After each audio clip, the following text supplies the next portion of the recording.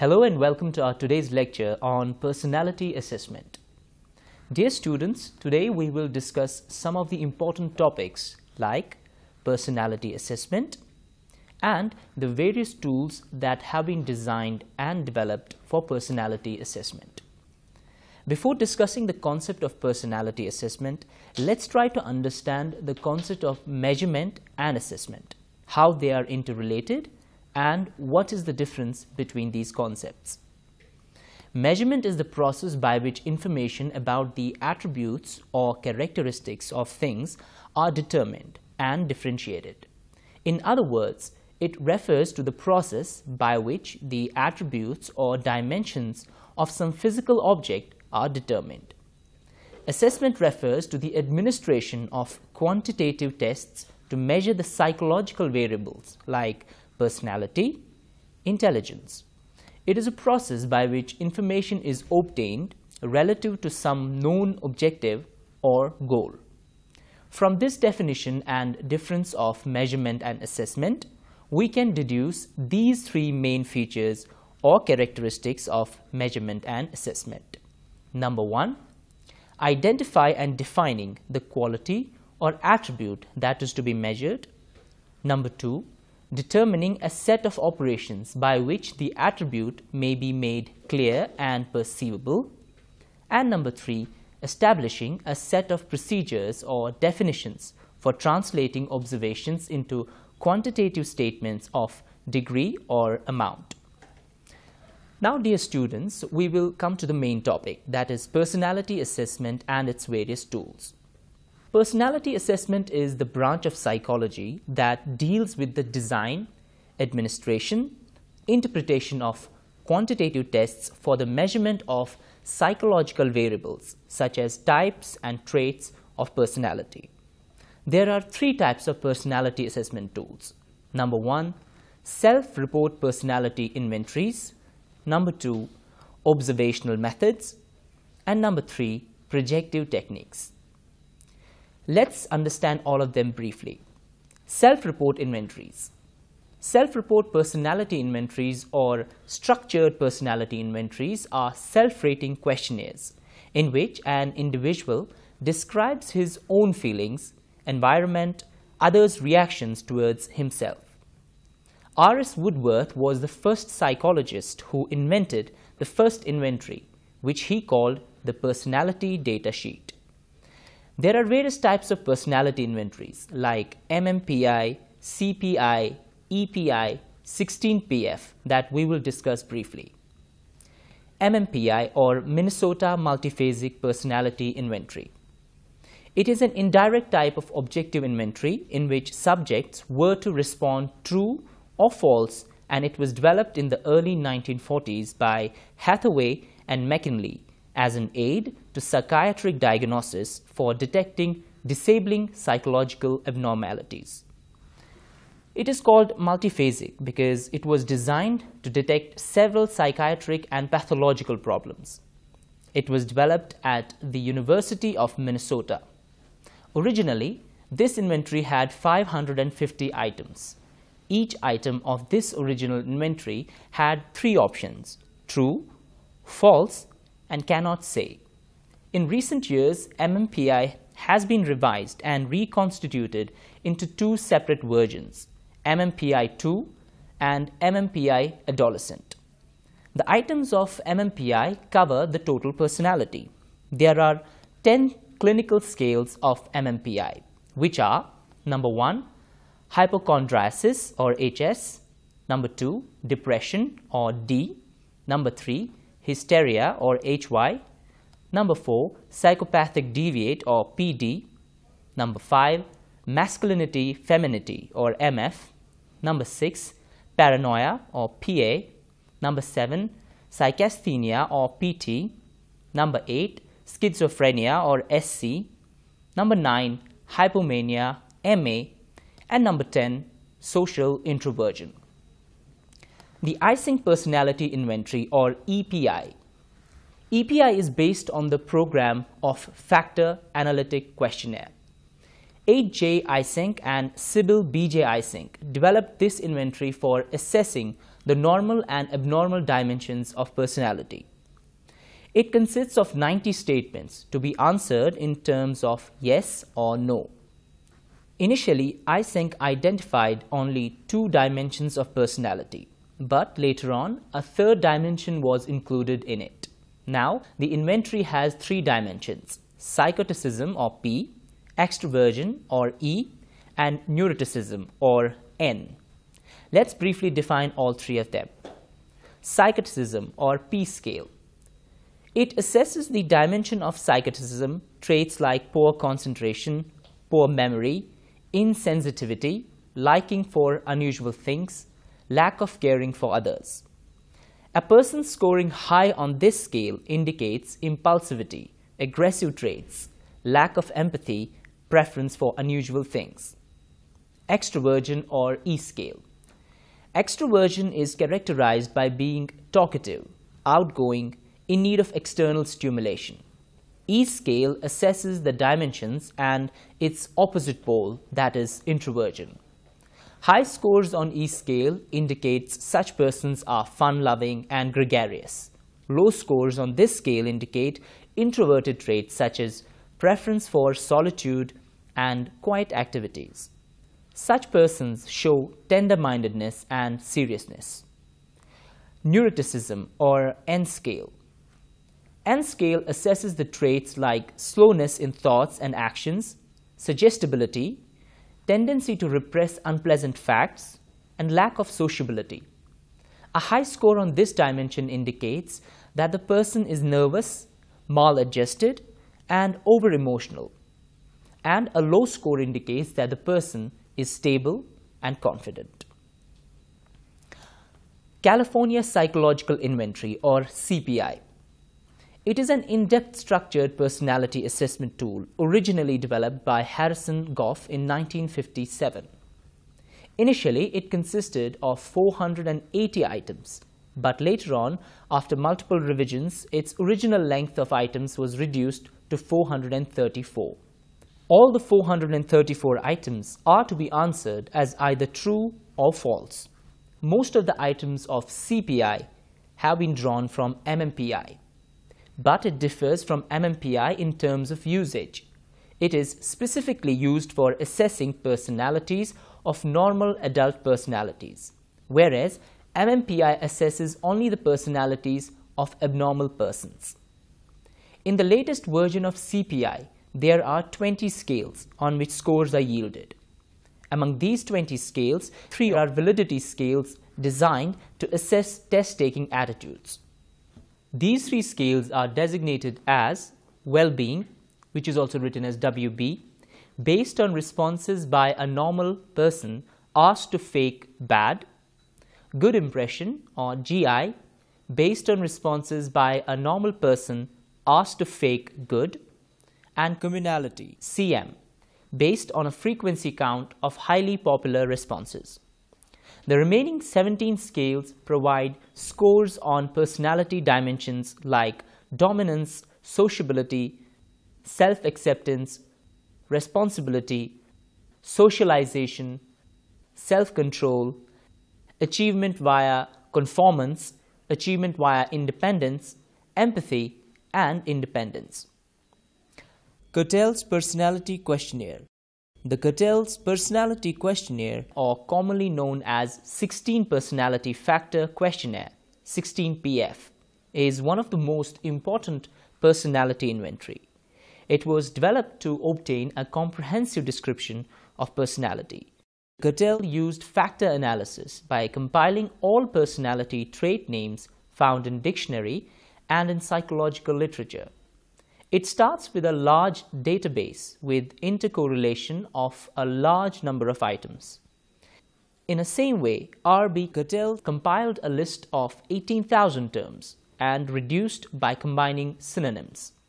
It is designed for ages 16 and over, and it yields 16 scores separately on 16 traits of personality. Each of it is bipolar. It has problem-solving questions, which contains 15 items at the end of the inventory, which consists of reasoning scale intended to measure mental ability.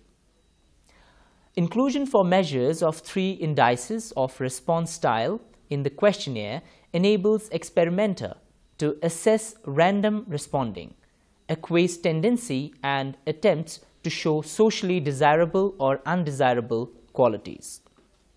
Dear students, apart from the self-report inventories we discussed so far, various attempts have been made in India to construct our own tests. Some of the self-report inventories that have been developed include the one made by Bengali in 1964, who developed a multiphasic personality inventory, which he named it as Youth Adjustment Analyser, or YAA, meant to screen out maladjusted students from the college-going population. Dear students, as we discuss the self-report inventories as objective tools for personality assessment, there are some projective techniques of personality assessment. Let's understand what they are. Projective techniques are indirect and unstructured methods of personality assessment designed to yield information about someone's personality on the basis of their unrestricted response to ambiguous objects or situations. The term projective technique had been introduced by Lawrence Frank in 1939.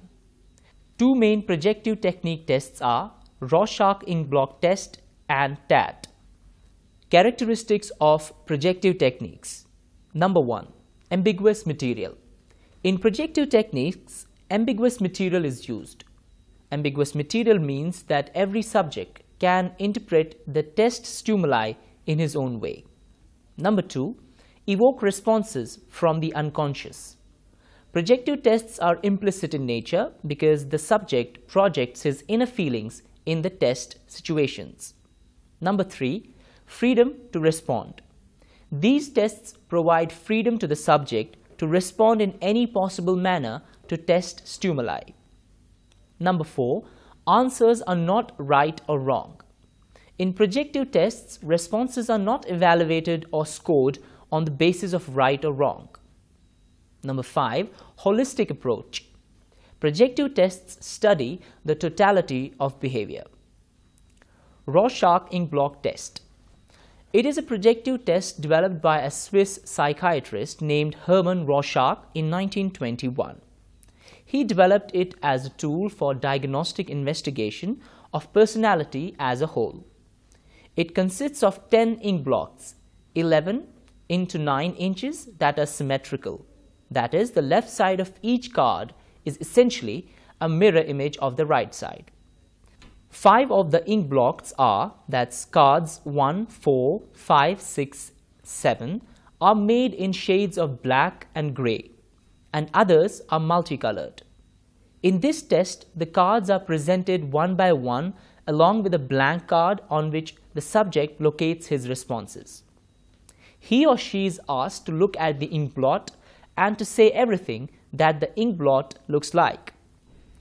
After administering and completion of test, the experimenter analyzes a Rorschach test record by scoring each response in terms of 4 features like location, determinant, content, and originality. Let's discuss these features one by one. Location. The responses of the subject may be whole blot, W, major blot, D, small usual detail, small d, DD, unusual detail, S, which is also called white space. Determinant. Form or F, color or C, or combination of the two, FC or CF, texture and shading, movement in progress of the cards. Content. Animal or A, human being or H, and inanimate objects seen by the subject in the cards. Originality. Original responses marked as O and popular responses marked as P. Experimenter interprets these 4 categories in relation with each other, not separately. Thematic apperception test. This projective technique has been introduced by Henry Murray to measure the need for achievement, but it was fully developed by Morgan for the assessment of personality.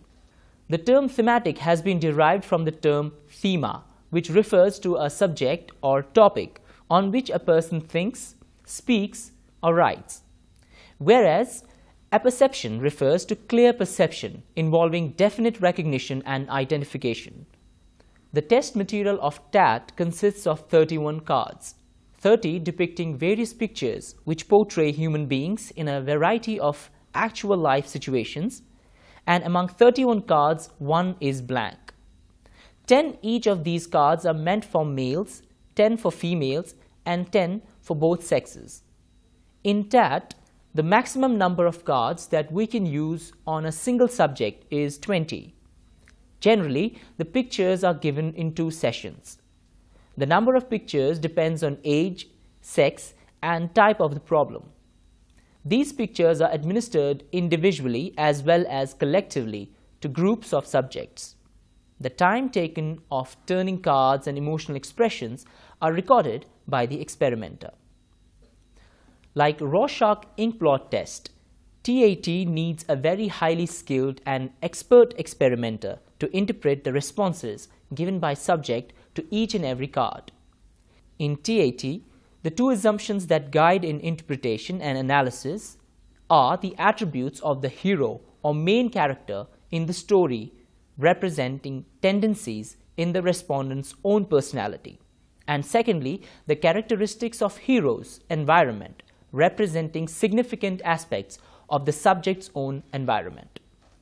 The stories of thematic apperception test are scored on these contents: hero of the story, needs and conflicts of the hero, unusual responses, deletion and addition in the pictures, and emotional expression.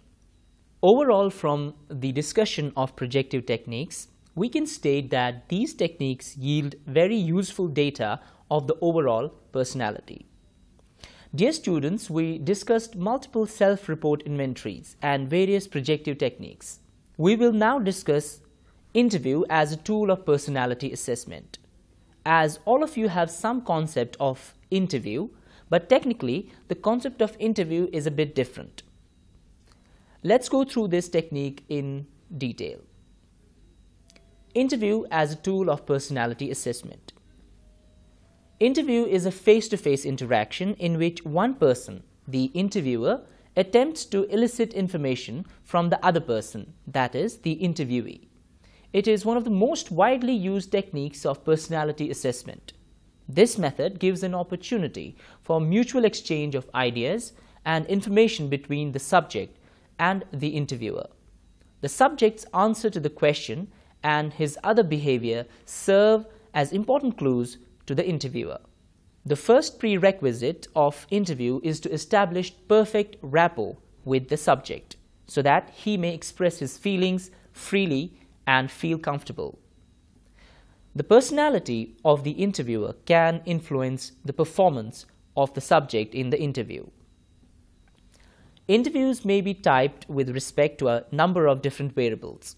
One such variable is content, but generally interviews are of 2 types, namely formal interview and informal interview.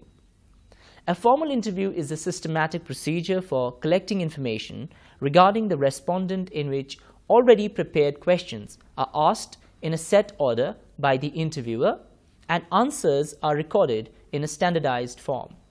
It is also known as structured or patterned interview. An informal interview or unstructured interview is one where there are no predetermined questions, nor is there any preset order of questions, and it is the interviewer who asks questions in a way he likes regarding a number of key points around which the interview is to be built. Now, videotapes are used to compile interview data to facilitate the overall and systematic analysis of the interview. Dear students, from the discussion that we so far had, we can conclude that personality assessment is very important to see an individual's current functioning and adjustment in the society. Psychologists and psychometricians have tried to measure it appropriately to check suitability of a particular individual in a particular field. With that, we come to the end of our today's lecture on personality assessment. Hope it was helpful for you. Thank you for watching.